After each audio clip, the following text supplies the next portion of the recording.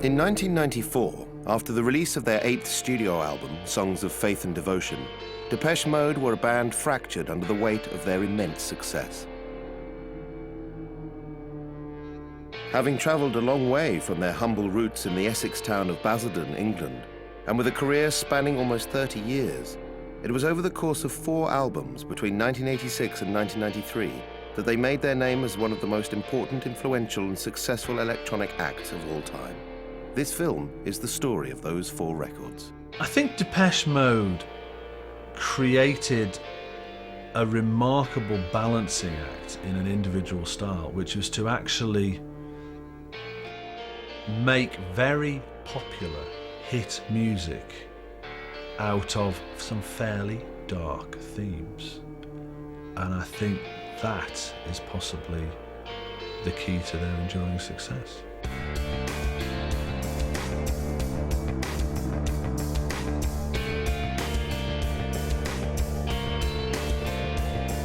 For me, it's the combination of classic songwriting and orchestrated with synthesizers in a really serious way.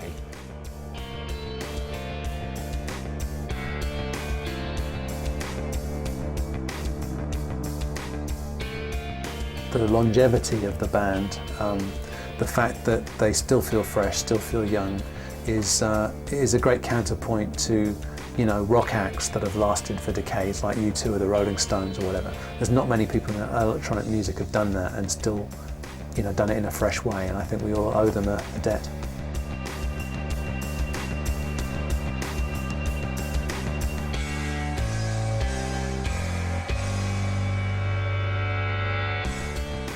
Perhaps it wasn't sort of seen at the outset that they were going to end up that way. Really, 25 years down the line, Depeche Mode are the biggest electronic act the world has ever seen, and probably ever will see.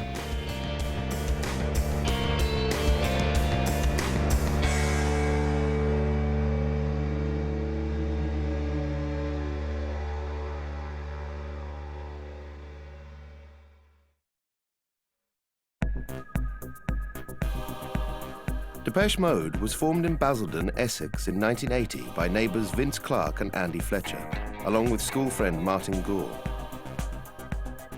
Originally known as Composition of Sound, they played local gigs and at the time appeared a much more conventional act to the one that would achieve such great success. Vince was a guitarist. Martin Gore, in fact, was the only person in the band with a synthesizer. Rumour has it he was asked to join the band because he had a synthesizer. And later on, they obviously realised they needed a visual impact. They didn't really have a frontman. Vince wasn't comfortable in performing that role, although he's quite adept as a songwriter. And they basically found another guy in the area called Dave Gahan, who remains with them to this day as quite an enigmatic frontman. But back in those days, he was quite a dresser. He was sort of known in the area as someone who was into fashion, and basically Dave was drafted in the group. I think as a result of that, they obviously then had a look, at least someone who could bring some visual impact to the group in the early days. Along with a new visual impact, the group acquired a new name. Taken from the title of a French fashion magazine, Depeche Mode was the name chosen and translates as Fashion Dispatch. Depeche Mode consisted of 4 band members. They all had their own musical interests. Vince was very influenced by OMD, who'd probably notched their first 2 or 3 hit singles at that time, aware of the early Human League, Kraftwerk as well, so there was the electronic side of things. Dave Gahan was probably more from a kind of rock background, the kind of music he was listening to. Martin Gore also. Fletcher, or Andy Fletcher that is, the sort of silent 4th member of Depeche Mode, he was a heavy metaler. Deep Purple were his thing. So yeah, there's a lot of influences coming in. The influence of electronic music was most significant for Depeche Mode. The beginning of the 1980s had seen an explosion of new wave acts, many of whom embraced the style and potential of the electronic sound. An offshoot from the new wave was the new romantic movement, who added a more commercially accessible flavour, along with the fashions that were prominent on the club scene, although the use of electronic instruments and experimentation was not something new. Electronic music had long been on the fringes of the mainstream. Brought to the fore by such acts as Tangerine Dream and Kraftwerk during the early 1970s, the electronic approach provided an alternate route for new groups to the guitar-based sound of the time. Mid to late 70s, I suppose people like Kraftwerk were beginning to become quite well known by then. David Bowie had done some of his more grandiose, low-type electronic things, so it was moving out of the realms of the prog rock people that had been doing it for a while. People had been a part of certain classes of music, rock music and that, for quite some time, but it had always been this background thing with guitar getting all the guitarists and vocalists getting all the accolades and the shapes, really. And then with Kraftwerk, it began to become a little bit more, the instrument itself started to become an instrument in its own right, I suppose. The 1970s was a period of great change in electronic music. The most important thing about the 1970s was that synthesizers, as they were the electronic instruments that musicians could use, started to change from being huge cabinets, and basically you'd need an articulated lorry to move these huge Moog synthesizers, into much smaller devices called modular synthesizers, which you could actually pick up and carry in a suitcase. Now, no longer did you have these great big modular things. You have 1,000 cables linking with these little boxes together that went in and out and did all that. You had a mini Moog now, and a few other things all beginning to come into one cute little box, and you could just sit there and not really know what you're doing and make these amazing sounds. But in the early days, synthesizers were very, very primitive, and you could really make one note at a time. And tape recorders were primitive. I had a 2-track tape recorder, so I had to program one sound and then rewind it and program a second sound and ping-pong them together. So it's very laborious, and you couldn't really afford to make mistakes because you could never go back and unravel them later. In a way, that was what made electronic music so interesting in those days, was it was so rarefied. There were only a handful of us doing it, and every time you twiddled a knob, you felt like you were pioneering, breaking new ground. It was so exciting. It was so exciting to be a part of something which felt genuinely new.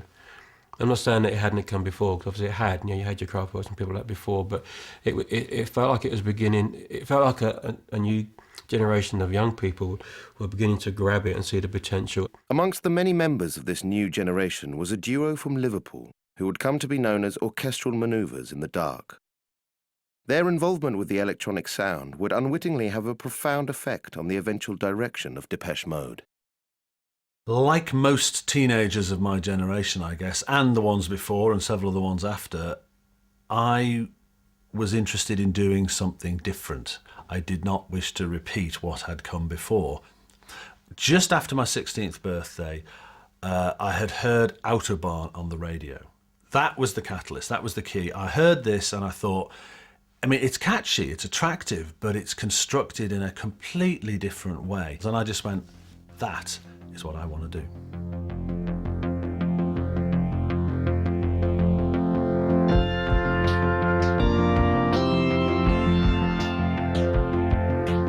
Fahren, fahren, fahren auf der Autobahn. Wir fahren, fahren, fahren auf der Autobahn.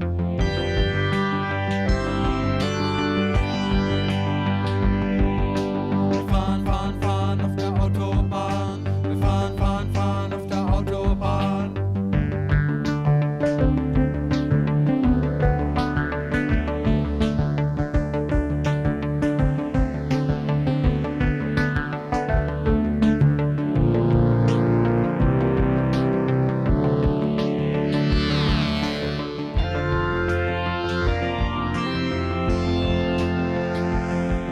The mid-70s just happened to coincide with electronic music becoming, I guess, a little bit more available. Not least for us, was that you could actually buy cheap synthesizers. Our first synthesizer was bought from my mother's mail order catalogue, but at least it gave us access to the instrument. If you went into a music shop, you could buy a synthesizer and it was an affordable price. It was no longer, an extremely luxurious item to have. It was more comparable to buying a drum kit or a guitar setup. So I think that inspired a lot of younger kids to go out and get into it, and it also made it a lot more practical for the average band to have a keyboard player, you know, and a couple of synthesizers. Utilising the affordability of the new technology, several bands started to form with electronic music in mind, and although underground, the scene slowly began to build. The electronic music scene, as far as I was concerned, when I come along, but there wasn't one really. Not something that I was aware of. I mean, I got into it, but I'd say by accident, because I went to a studio to make a punk album and there's a synthesizer there. I'd never even seen a real one before, so I didn't really know that there was a scene as such going on.